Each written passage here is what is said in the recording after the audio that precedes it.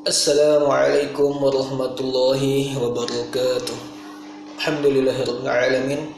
Wassalatu wassalamu ala asyrafil anbiya'i mursalin sayyidina wa maulana Muhammadin wa ala alihi wa sahbihi ajma'in, amma ba'du. Perkenalkan, nama saya Lasman. Saya dari Prodi Pendidikan Bahasa Arab Lokal 3. Kali ini saya akan menjabarkan pengkajian studi Islam. Apa itu studi Islam? Studi Islam secara etimologis merupakan terjemahan dari bahasa Arab dirasa Islamiyah, sedangkan studi Islam di Barat dikenal dengan sebagai Islam Studies. Maka studi Islam secara harfiah adalah mengenai hal-hal yang berkaitan dengan Islam. Dengan perkataan lain, studi Islam adalah usaha sadar dan sistematis untuk mengetahui dan memahami serta membahas secara mendalam tentang seluk-beluk atau hal-hal yang berhubungan dengan agama Islam, baik berhubungan dengan ajaran, sejarah maupun praktik-praktik pelaksanaannya secara nyata dalam kehidupan sehari-hari. Objek Islam ada dua, yaitu normatif dan historis. Islam normatif adalah Islam pada dimensi sakral yang diakui realitas transendental yang bersifat mutlak atau universal, atau disebut realitas ketuhanan. Dalam hal Islam normatif terdapat kajian normatif, yaitu pendekatan normatif, yaitu sebuah pendekatan yang menekankan aspek normatif terdapat dalam Al-Quran dan Sunnah Nabi. Dan Al-Quran dan Sunnah Nabi ini bersifat absolut atau bersifat mutlak. Adapun dalam kita memahami Al-Quran, ada beberapa metode dalam memahami Al-Quran, tafsir Al-Quran. Yang pertama yaitu tahlili. Metode tahlili adalah metode yang berusaha untuk menerangkan arti ayat-ayat Al-Quran dari berbagai seginya berdasarkan urutan ayat atau surah dalam mushaf, dengan menonjolkan kandungan lafaz-lafaznya, hubungan ayat-ayatnya, hubungan surah-surahnya, sebab-sebab turunnya, hadis-hadis yang berhubungan dengannya, pendapat-pendapat para musafir terdahulu, dan musafir itu sendiri diwarnai oleh latar belakang pendidikan keahliannya. Yang kedua, ijmali.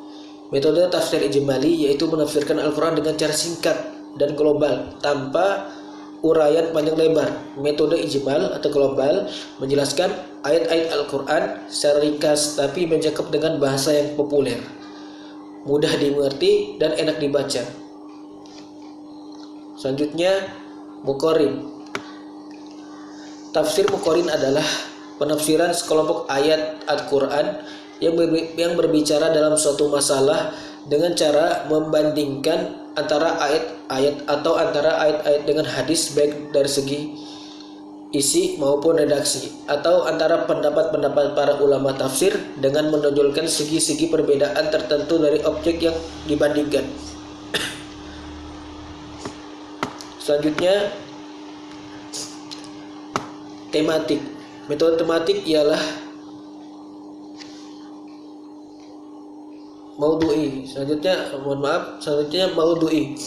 Maudhu'i adalah metode yang membahas ayat-ayat Al-Quran sesuai dengan tema atau judul yang telah ditetapkan.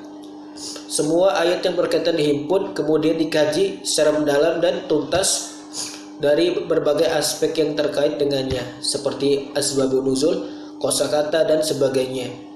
Semua dijelaskan dengan rinci dan tuntas serta didukung oleh dalil-dalil atau fakta-fakta yang dapat dipertanggungjawabkan secara ilmiah, baik argumen yang berasal dari Al-Quran, hadis maupun pemikiran rasional. Selanjutnya, Sunnah Nabi. Dalam memahami Sunnah Nabi ada satu metode, yaitu takhrijul hadis. Takhrijul hadis adalah usaha menemukan matan dan sanad hadis secara lengkap dari sumber-sumbernya yang asli, yang dari situ akan bisa diketahui kualitas suatu hadis baik secara langsung karena sudah disebutkan oleh kolektornya maupun melalui penelitian selanjutnya. Selanjutnya historis.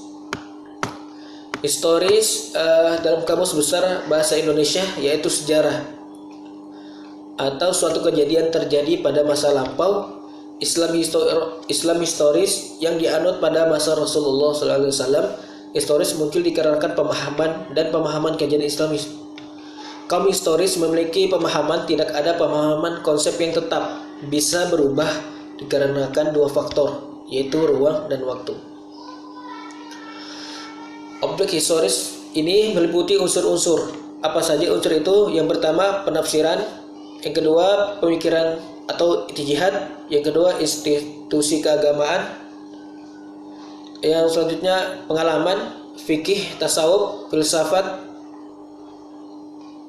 kalam, dan Islam kontemporer. Selanjutnya dalam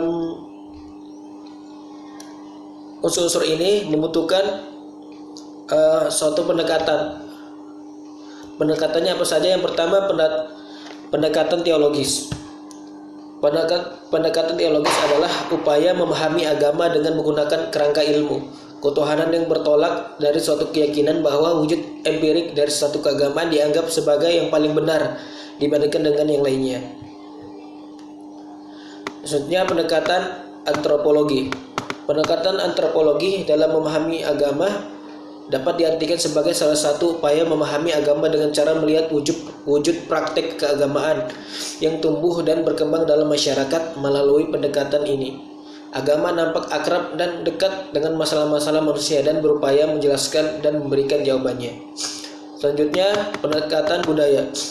Bila budaya dilihat dari kacamata agama, maka agama akan diperlakukan sebagai kebudayaan, yaitu sebagai pedoman bagi kehidupan masyarakat yang diyakini kebenarannya oleh masyarakat tersebut.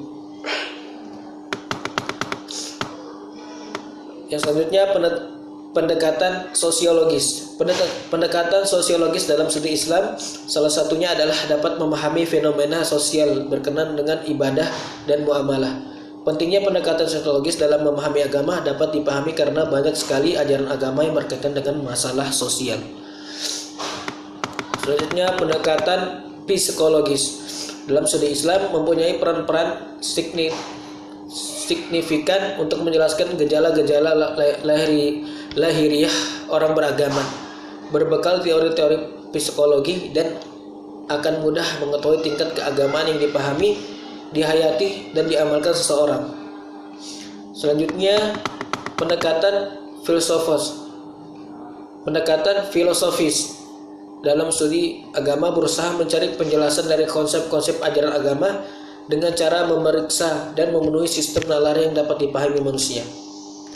Selanjutnya dalam Islam kontemporer terdapat dua teori. Yang pertama teori hudud, yang kedua teori pribumisasi. Teori hudud adalah bentuk plural dari kata had yang artinya batas-batas atau penghalang yang membatasi sesuatu. Had juga dapat berarti larangan atau pencegahan. Teori pribumisasi yaitu agama dan budaya saling mengalahkan.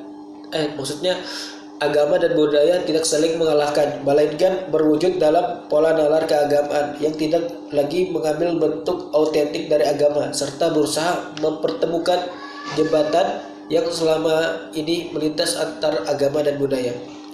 Kemudian apabila hukum ini diterapkan, tentunya dapat menyelesaikan masalah hal yang terjadi di masyarakat. Mungkin itu saja yang saya bisa sampaikan, kurang lebih ya mohon maaf. Wassalamualaikum warahmatullahi wabarakatuh.